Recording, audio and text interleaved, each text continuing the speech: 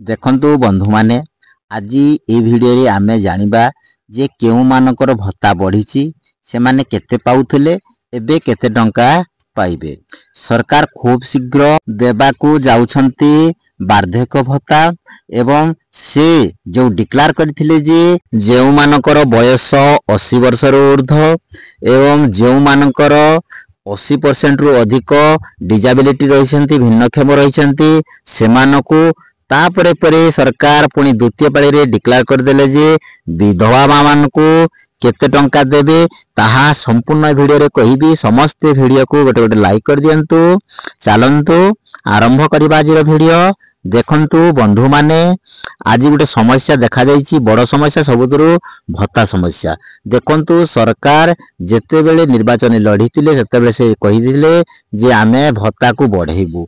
जो पूर्व सरकार जहाँ भी दउतले ताहा को आमे कोन करिबू ना वर्धित करिबू एवं जो माने एथिरे हिताधिकारी से मानको देबू। सरकार कहिबा अनुसार जेउ मानकर बयस 80 वर्ष रु ऊर्ध्व ताहाले से मानको आमे 3500 टंका देबू। जेउ मानकर बयस 80 वर्ष रु कम से मानको 3000 टंका देबू बोली से घोषणा करिथिले। तापरे परे जेते बेले निर्वाचन जीति सारी शासन गादी को आसिले संगे संगे पुणी डिक्लेयर करदेले जे आमे भत्ता को बढ़ेई देइछु। किंतु आज पर्यंत 6 मास हेलाणी भत्तार ना गंध नाही। किंतु सुनिबा को मिलुची आपण मानकू खूब शीघ्र बढ़ीथिबा भत्ता को सरकार देबे। ताहाले केउ माने केते टंका पाइबे ताहा मो ए वीडियो रे संपूर्ण जणैबी। तेणु वीडियो को शेष पर्यंत आपण मानकू देखिबा को अनुरोध। देखंतु बंधु माने एबे ग्राम पंचायत को गोटे भत्तार गोटे लिस्ट आसी जाइछि। आपण माने चाहिले जाई कि आपण ग्राम पंचायत रे पीओ को पाखरु लिस्ट जानि परिबे जे केउ माने वर्धित भत्ता को पाइबा को जाउछंती, केउ माने पाइबे नाही, जहा आगर पाउतले सही टंका ही पाइबे।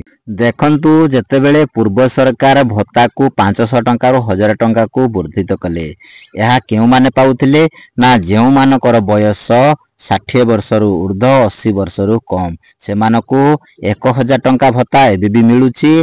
आगो को जदि सरकार चाहिए ताकू 3000 टंका भत्ता को देबे। से घोषणा करथिले जेहेतु एई भत्ता को 3000 टंका लागू करि पारंती। आ जेउ मानकर बयस 80 वर्ष रु ऊर्ध्व से मानको केते टंका मिलुतला ना 500 टंका जेहेतु वृद्धि कराइतला 700 प्लस 500 1200 टंका से मानको 3500 टंका भत्ता रूपे सरकार देबे बोली घोषणा कर दैछंती। खूब शीघ्र से मानको 3500 टंका मिलिबा को जाउछि। देखंतु एई 3500 टंका रे के शामिल हेबे।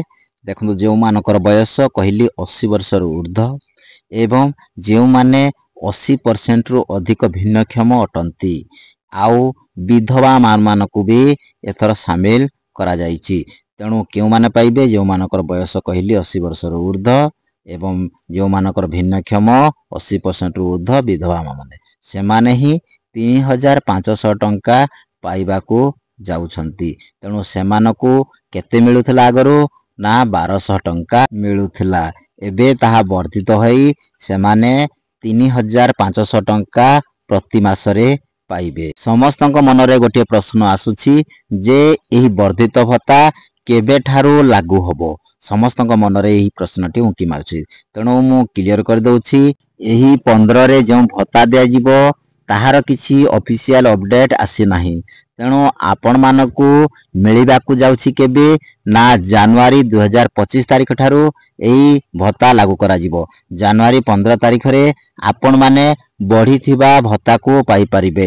जेउ मानकर बयस 80 वर्ष रु कम देखंतु से मानकू भी सरकार चाहिले 3000 टंका देबे। सबुठारो गुरुत्वपूर्ण कथा थिला जेउ विधवा माने अछंती से मानकू सरकार बढ़ाई नथिले, किंतु परे परे जेहेतु सबुआरो प्रेशर आसिला से मानकू भी सरकार घोषणा कर दैछन जे से माने 3500 टंका पाइबा को जाउछंती। देखंतु भत्ता बढ़िबा निहाती आवश्यक कहीं पड़ी जानतु जे आज की दुनिया रे आपण देखंतु जो जिनिस किनिबे देखंतु तार दरदाम वृद्धि पाई जाइछि जहा फल रे से माने 1200 टंका रे चलिबा पई बहुत कष्टकर सेमानको निहाती आवश्यकता पड़ुछि जे सेमाने जेहेतु बाहर किछि भी परिश्रम करि परिबेनी चलिबा पई असमर्थ सेमानको पाखरे रोजगार रो कोनोसी माध्यम नाही तणु सेमानको निहाती मिलिबा आवश्यक खूब शीघ्र मिल जाऊ आमर मुख्यमंत्री मोहन चरण माझी को भी आमे अनुरोध करूछु आपण जे घोषणा कर दैछंती यथाशीघ्र हिताधिकारी